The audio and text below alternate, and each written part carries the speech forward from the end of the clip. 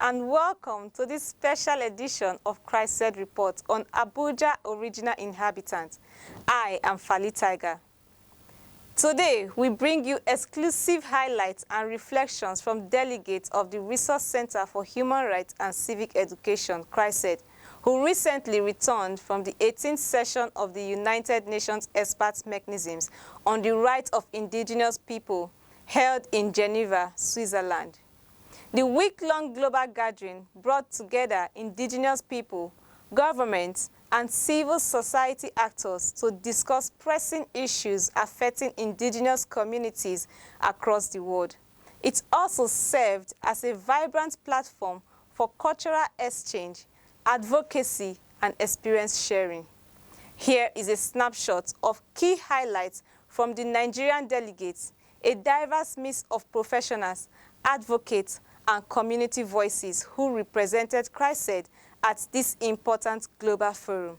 Princess Aniana reports. The 18th session of the UN Expert Mechanism on the Rights of Indigenous People drew over 500 participants from different continents, a true convergence of voices, traditions, and lived struggles. For Christ Said's delegates, the experience was overwhelming in the best way, deeply enriching, eye-opening, and affirming. From the rigorous visa application process to the heartwarming experience of meeting people from diverse backgrounds, the trip left lasting impressions. The trip was very fantastic. The trip was fantastic, to be precise, because it was a wonderful experience. Experience is wonderful. It's wonderful because during our interaction in Geneva, we were privileged to meet with several bodies, civil organizations, other indigenous bodies, human rights activists, and our interaction actually revealed a lot of issues, gave us insight into several challenges, both locally faced here in Nigeria and also the ones that have been faced by other original inhabitants in several other countries. Despite the diversity of language, culture, and geography, the delegates observed striking similarities in the struggles faced by indigenous peoples worldwide, from land dispossession to political exclusion. It is not only the Nigerian people or FCT indigenous people have been marginalized.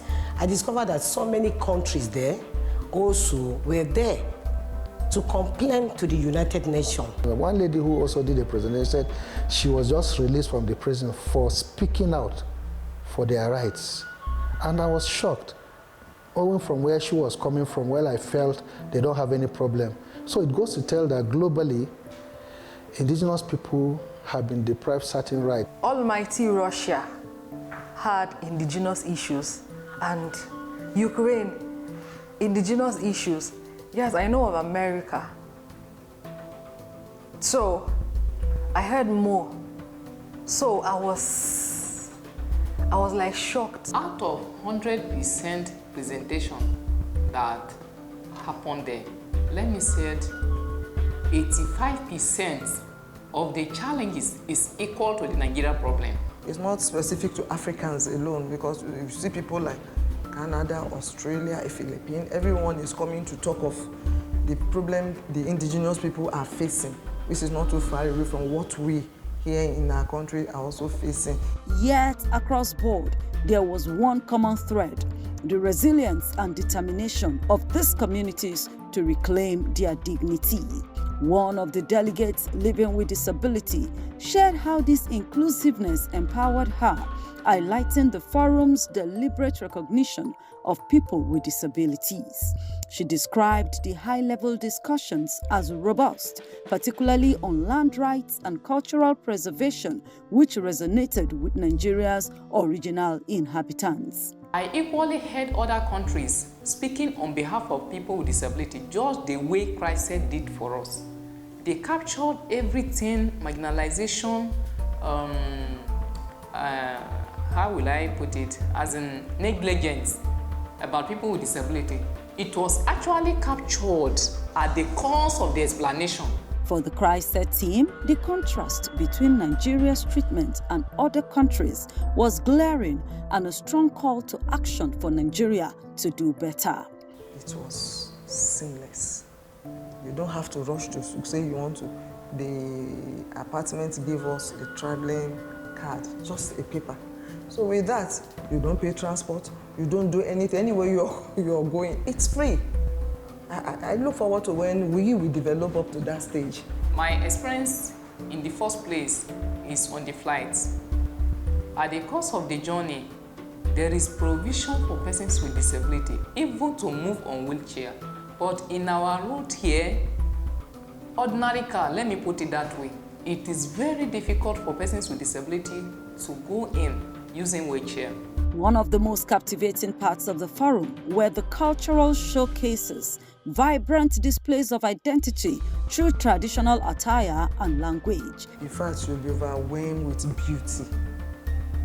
Most countries are putting on their attires. I observed different cultures, which, I don't know, sometimes you look at some culture like you begin to ask yourself, what is this?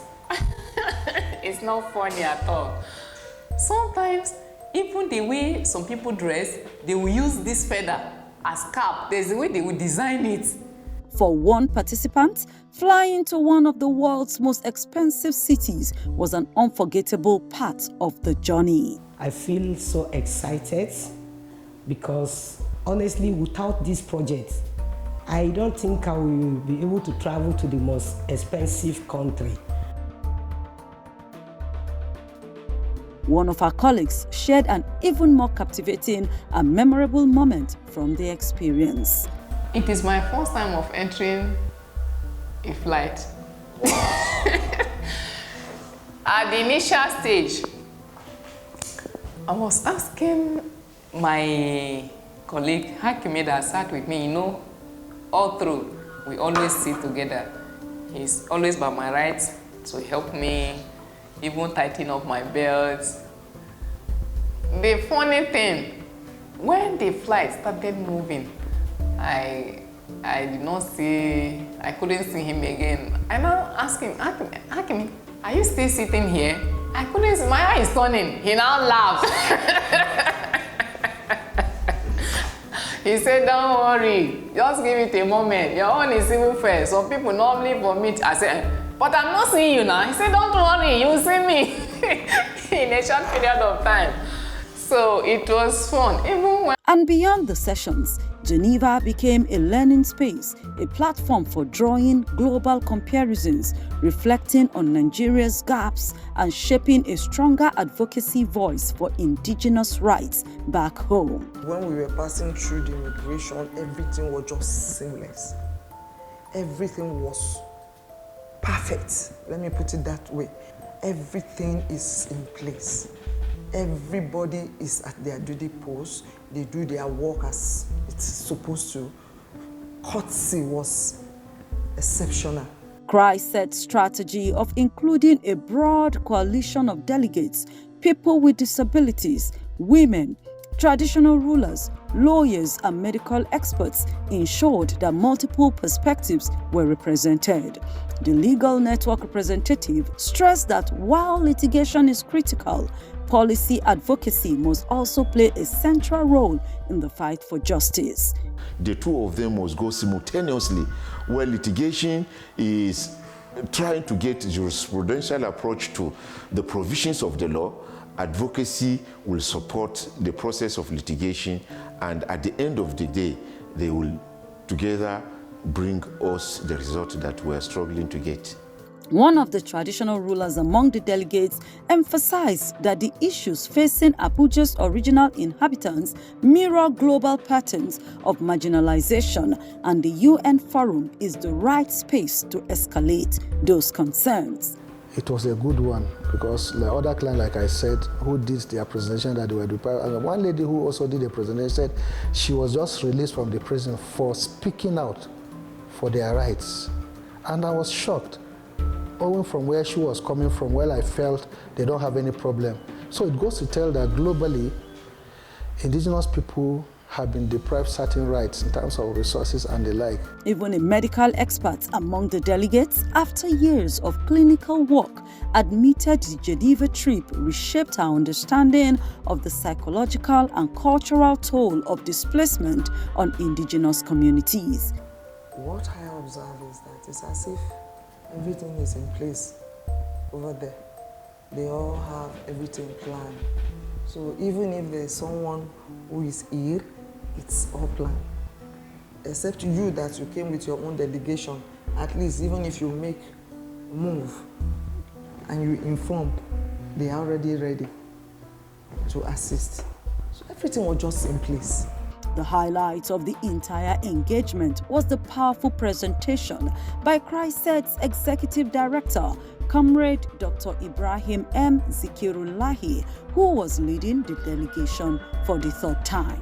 In a compelling address to the global expert body, Dr. Zikirullahi drew attention to the long-standing and continuing marginalization of over 2 million original inhabitants OIs of Abuja, communities that have been dispossessed of their ancestral lands, silenced politically, and denied basic rights since the 1976 military decree that created Nigeria's capital. In 1976, General Murtala Mohammed made a proclamation in which he decreed Abuja as federal capital territory. However, that decree stated that the original inhabitants will be fully compensated and also relocated to any part of the country they choose to live. So, shortly before any implementation from the then head of state, he was assassinated, and then Obasanjo came in, and in his characteristics, he just said, well, they don't have money if they had to pay 2.8 billion as compensation, which was like 7 years annual budget of the government. So in the case of Murtala, it was to be faced, the payment. But Obasanjo said, we don't have money, let them stay. The term of staying was not now defined. And that has been the bane of the problem of original inhabitants. According to him, the UN Forum has proven to be a fruitful and strategic platform for amplifying the voices of Abuja's original inhabitants.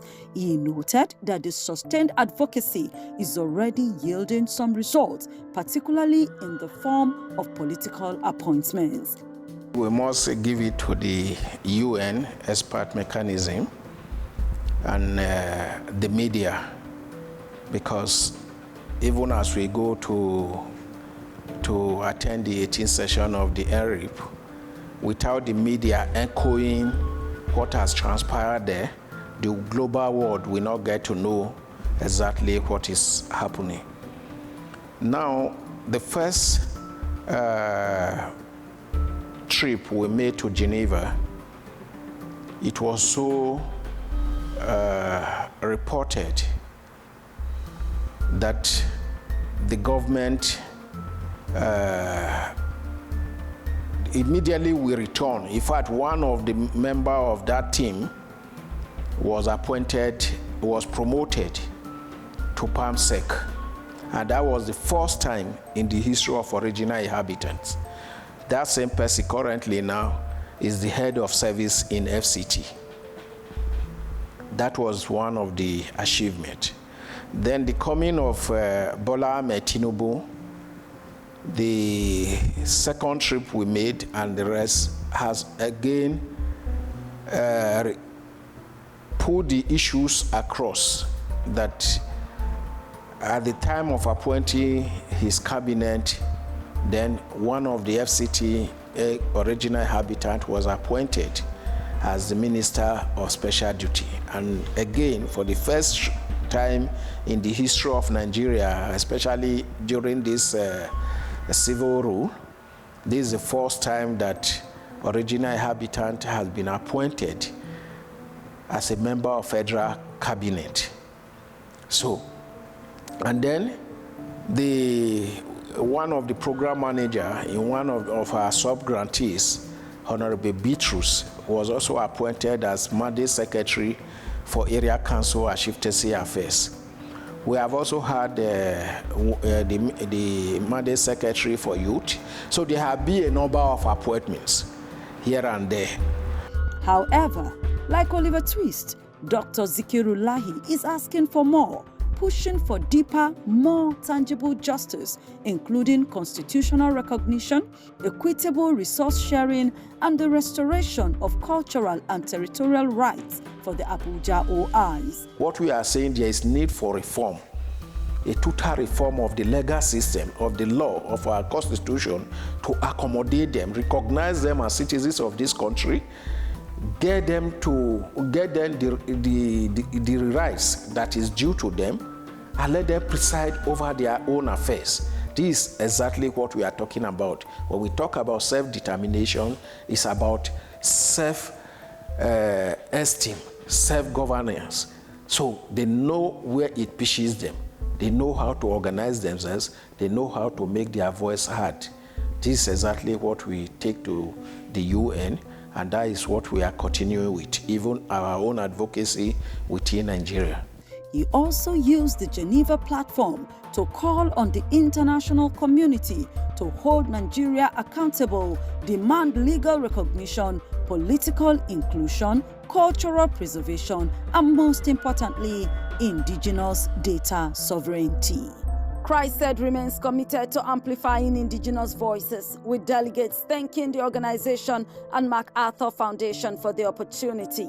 I'm giving my heartfelt gratitude to CRISED and MacArthur Foundation for offering me this opportunity, which is a live experience for me. CRISED is a role model, and I want other people to equally emulate them. Appreciation to CRISED and MacArthur for providing this opportunity, and this is not the first time it's been on, so it's kudos to CRISED and MacArthur.